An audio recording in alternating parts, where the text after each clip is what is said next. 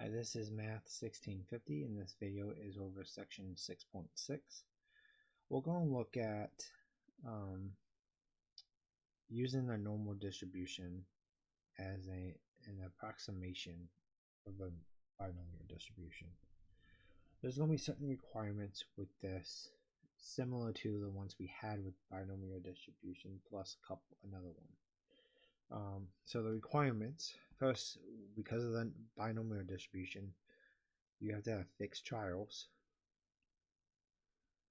which means you have a sample size n. You have to have independence, two possible outcomes, and the constant probability for a trial. So independence, two outcomes or two possible choices, and then constant probability per trial. This is P. Alright, so now the next two things. One is NP has to be greater than 5. So your mean has to be greater than or equal to 5. And this is the population mean in times P. The other thing is your N times Q. Remember, Q is 1 minus P. Okay, so Q is 1 minus P. That also has to be greater than or equal to 5. In essence, your number of successes and number of failures have to both be greater than or equal to 5 with these trials. And then your standard deviation, this goes again back to the normal the binomial distribution, square root of n times p times q. Alright, so when we go through this, we are going to use the fact that this is approximation. We're going to pick a value and give it a little bit of a cushion as we find the probability. And that cushion is because it's approximate. So first step is establish the requirements are met. Then we'll look at the mean and the standard deviation. Then we're going to take a discrete value x on the graph and adjust it by 0.5. Now we'll adjust it depending on whether we want to find a probability that includes our x value or doesn't include our x value. And we will do both if it's if we're looking for a probability of exactly our x value. And then we'll find the z-score with the correction of that 0.5 and then use the z-score to find the probability. So if we are looking at least 235, we'll correct it to be 234.5. And if we want, for the at least, it's 235 or more, so we want the probability to the right. So we're correcting it to the 234.5 and then taking the probability to the right, so it includes the 235. If we want more than 235, then we correct it on the other side. We take 235.5 and then the probability to the right, since we want more than 235. And so that way the 235 is not included, but we are taking the probability to the right. So we are including everything above 235. For at most 235, this is everything below 235, including 235. We use the 235.5 as our x value, so it includes the 235. And for the fewer than 235, we are using the 234.5, so it does not include 235 when we take the probability to the left. And then exactly 235, this is kind of like finding an area between two different x values. We use 234.5 and 235.5 and find those probabilities and subtract. Okay, so let's look at an example here. An airliner is loaded with passengers, baggage, cargo, and fuel. Pilot must verify that the gross weight is below the maximum allowable weight, and the weight must be properly distributed so that the balance of the aircraft is within safe acceptable limits. Air America has established a procedure whereby extra cargo must be reduced whenever a plane filled with 200 passengers includes at least 120 men. Assume that the population of potential passengers consists of equal men and women. Okay, so we're going to find the probability that we're going to have at least 120 men. Okay, so we're looking for the probability that X is at least 120 men. Okay, so this includes 120 and more. So it includes 120 and more. So we'll use for X 120.5, and we'll use the probability to the right. Okay. So let's look at the requirements. We're looking at two possible choices, men and women. Each person is independent.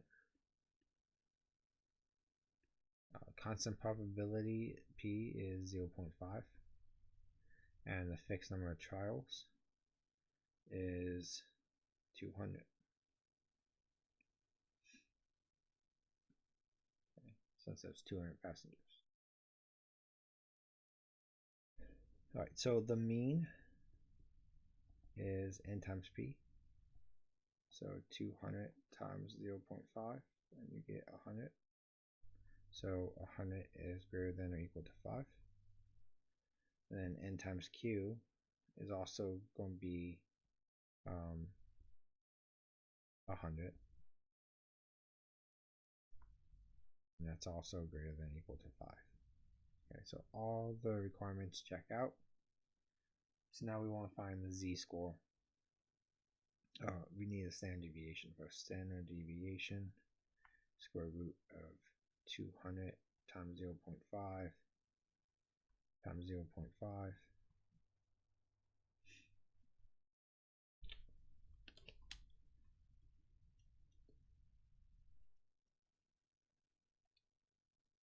So we're looking at square root of 50, which is about 7.07.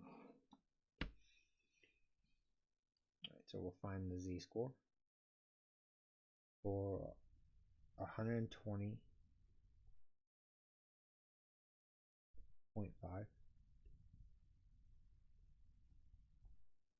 minus the mean, which is 100, over the standard deviation, which is 7.07. We only do this correction when we have a binomial distribution that we're looking at, not a just if it's a normal distribution, we wouldn't do this.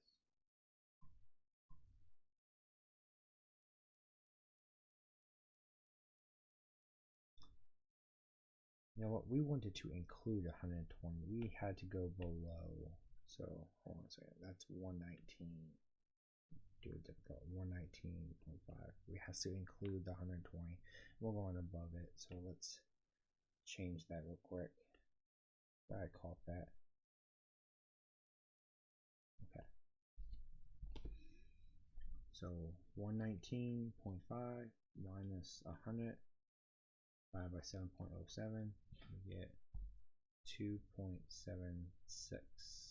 I'll do three of them. 2.758. Alright, and so now we can go into stat disk. Go to normal distribution. Put in our z-score, 2.758. Our probability to the right is 0.0029.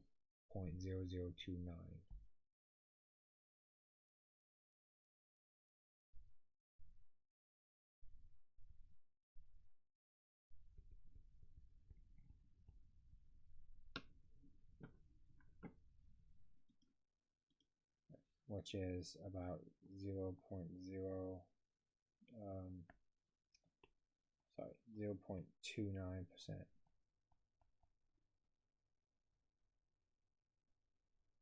Okay.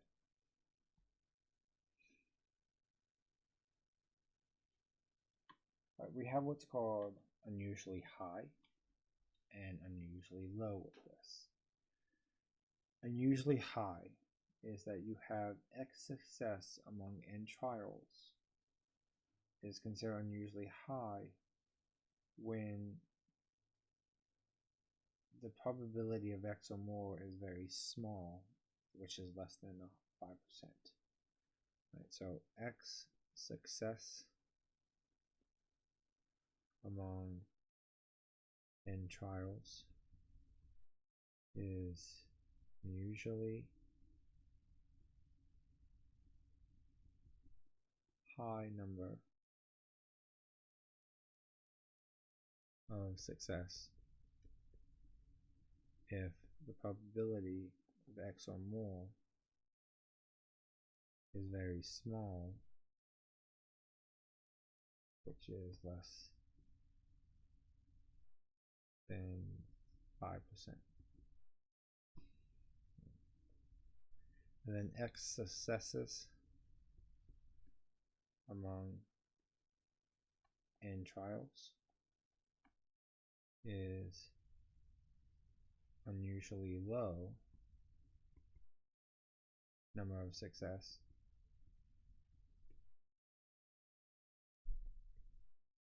if P of X or fewer is very small, which is also less than 5%. Okay, so fewer than that probability being small, it's unusually low number of success. If you're looking at X or more and that probability is very small, then low number of success. We are looking at 235 or more here, and so this would be considered unusually high, meaning if it happens and you have over 120 passengers that are male, it's unusual.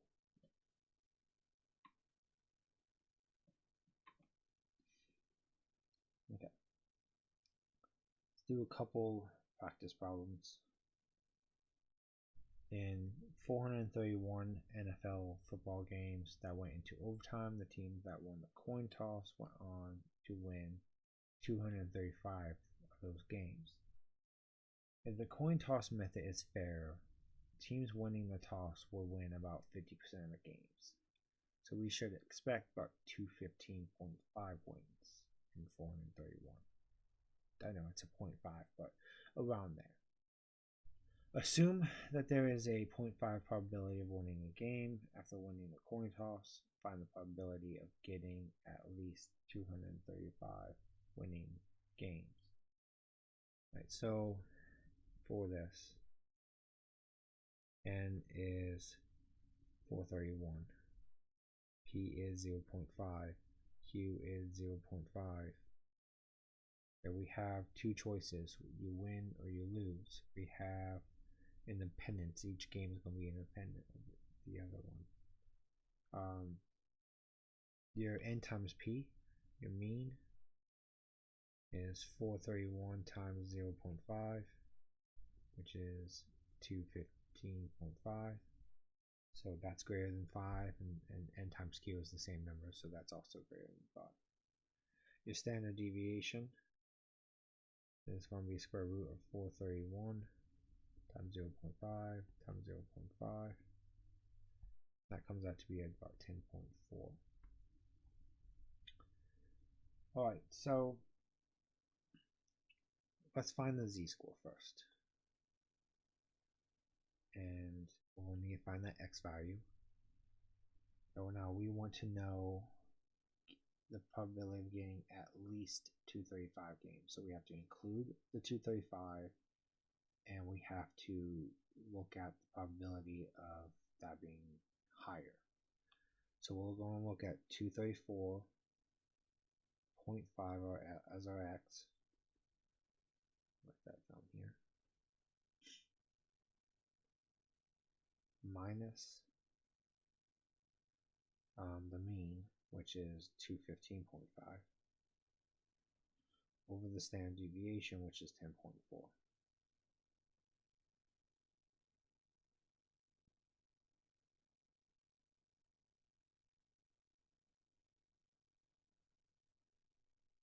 This thing saves really often.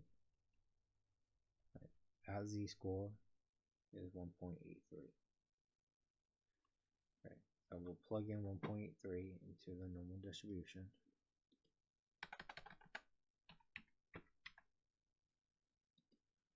And we're taking the probability to the right. So that's the 0.336. So probability of at least 235 is equal to 0.0336, which is going to be equal to 3.4%.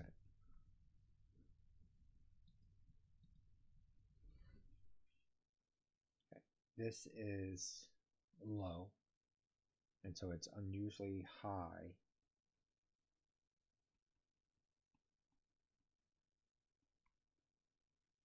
if a team won, or I shouldn't say a team, if gotta think of the problem. If the winner of the coin toss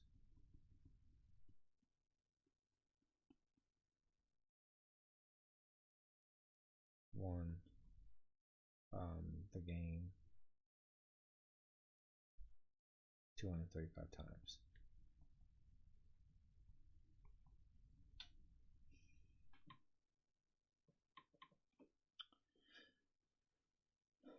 All right, one more. After being rejected for employment, Kim Kelly learns that the Binomial advertising company has hired only 21 women among its last 62 new employees. She also learns that the pool of applicants is very large, with an equal number of qualified men and women. Help her in her charge of gender discrimination by estimating the probability of getting 21 or fewer women when 62 people are hired. Okay, assuming no discrimination based on gender, does the resulting probability really support such a charge? Right, so sample size is going to be 62, where you have fixed samples. Probability here is going to be 0.5, assuming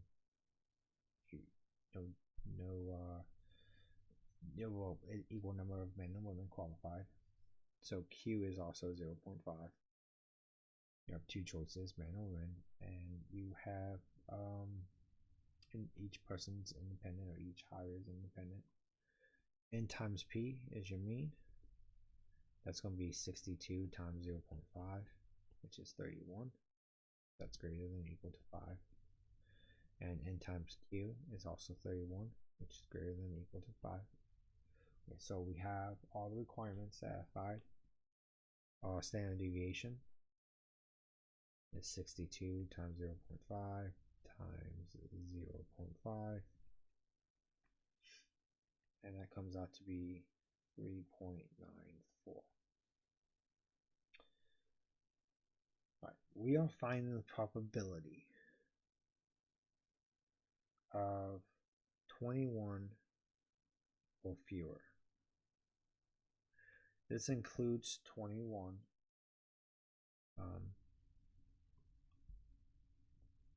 Includes 21, and we want the probability to the left.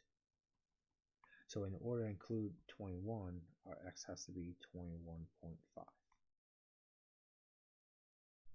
Right, so we'll find our z-score, 21.5 minus the mean, which is 31, over standard deviation, which is 3.94. And we get a negative 2.41. And so we can plug this in.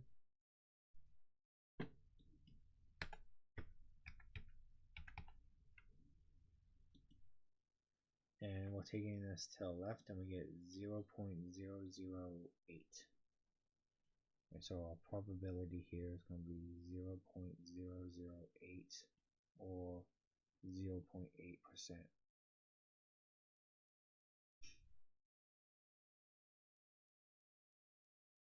Let's save.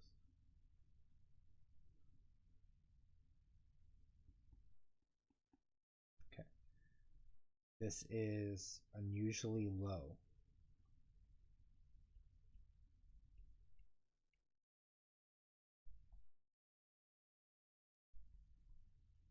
Number of women hired. Probability is very low based on this. And so, there is some evidence here to support.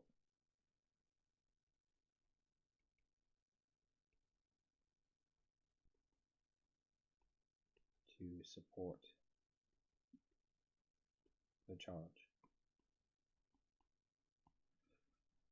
Alright, so this is the end of chapter 6. In chapter 7, we will be dealing with confidence intervals, which is going to be building an interval around our mean or around our proportion. So we have a range of where we would have the true value be located and how confident we are about it. All right, I'll see you then. Bye.